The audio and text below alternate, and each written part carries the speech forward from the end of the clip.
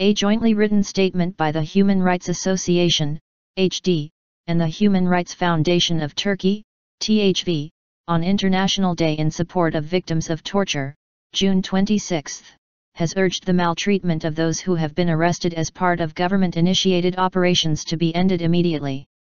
IHD Chairman Öztürk Türkdoğan said no one should be exposed to any pressure regarding their faith after recent events at Sincan Prison in Ankara and Silivri Prison in Istanbul.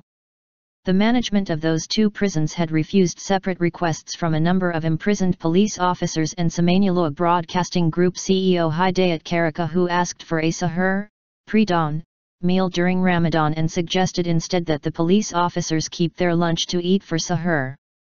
Muslims who are observing Ramadan eat a sahur before the morning prayers, which signal the start of the day's fasting. Pointing to maltreatment in prisons, Türkdoğan said, "Everybody has rights. The maltreatment applied by the state has often been experienced by people in the country. If Hidayet Karaca wants to have a sahur for fasting, the necessary opportunities should be created by the prison." Karaca has been under arrest since a government-backed police operation against independent media outlets on December 14, 2014. Karaca, who was detained along with Zaman editor-in-chief Ekrem İmamoğlu on the same day, was arrested on December 19 on suspicion of heading a terrorist group based on a TV series that was broadcast years ago on his television station. Türkdoğan also pointed to the prison conditions of Turkish journalist Mehmet Baransu, who is being kept in solitary confinement in a high-security prison and deprived of the most basic rights such as sufficient food. Baransu has yet to be indicted despite having been held in solitary confinement for more than 3 months on accusations of revealing confidential state documents that constituted the basis for the Ergenekon and Balyaz, Sledgehammer, military coup trials in 2010. Türkdoğan said the solitary confinement that Baransu is being subjected to is unlawful and a serious breach of human rights. Such practices should not be applied to anyone. If a practice is applied to just one person, this means that the practice is vengeful. If this is the case, it is much more serious, because this shows that there is also discrimination among prisoners. Such practices are sometimes not considered as maltreatment but torture. We can even encounter crimes more serious than discrimination. Such practices cannot be accepted. Meanwhile, Bahadır Baransu, the father of journalist Baransu, voiced his concerns over threats to his son's life, saying guards at Silivri prison attempted to physically assault Baransu during a visit. Speaking to the Sahur news agency on Friday, Baransu's father said that prison guards walked up to Baransu when he asked them the reason for cutting short his visits.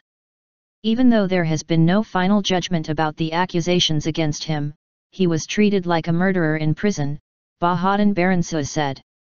The administration of Silivri prison cut short Baransu's wife's visit on Thursday morning with 30 minutes of his legally entitled visiting period remaining. His wife, Nesibe Baransu, said that a group of guards entered and said the meeting was over. When Baransu objected, the guards told him that it was an order from the Silivri prison director and took Baransu from the meeting room.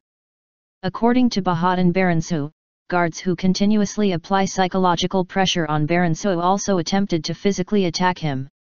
"I am worried about his life," she said. Tanrıkolu, AK party laws paved way for increase in torture.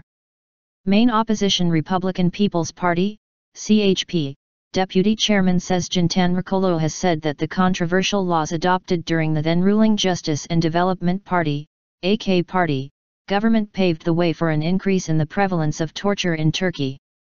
Releasing a written statement on Friday's International Day in support of victims of torture, Tanrıkolu said he is upset and embarrassed that the torture, which became systematic during the September 12, 1980 military coup era, has continued to be a hot issue in the Turkish public agenda.